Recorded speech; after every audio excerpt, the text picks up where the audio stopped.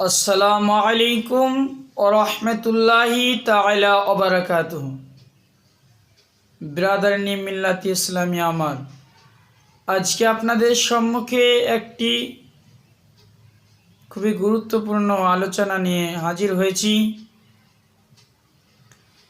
নবী পাক সাহেবে আওলাদ সাল্লাল্লাহু আলাইহি সাল্লাম নামাজ শুরু করার পূর্বে তিনি কি পড়তেন?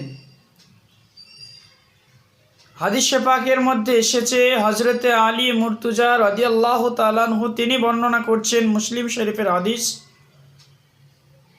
আল্লাহ পাকের হাবিব তিনি একটি দোয়া পড়তেন।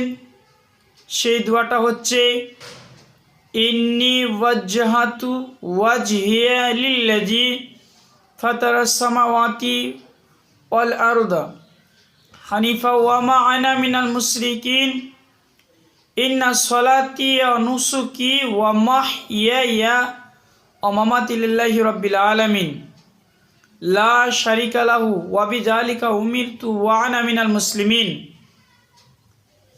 নিশ্চয় আমি আমার মুখমণ্ডল ফিরিয়ে নিলাম সে সত্তার দিকে যিনি আসমান এবং জমিন সৃষ্টি করেছেন, এবং আমি মুশরিকদের অন্তর্ভুক্ত নয়। আল্লাহ পাকের হাবিব আরও বলেন, নিশ্চয় আমার নামাজ, আমার কোরবানি, আমার জীবন, আমার মৃত্যু সেই স্রষ্টার জন্য যিনি দোনো জাহানের মালিক, সে আল্লাহ পাকের জন্য, যিনি আমাকে, যিনার কোনো শরিক নেই, যিনি আমাকে এর আদেশ দিয়েছেন, এবং আমি মুসলমানদের মধ্যেকার একজন ব্যক্তি।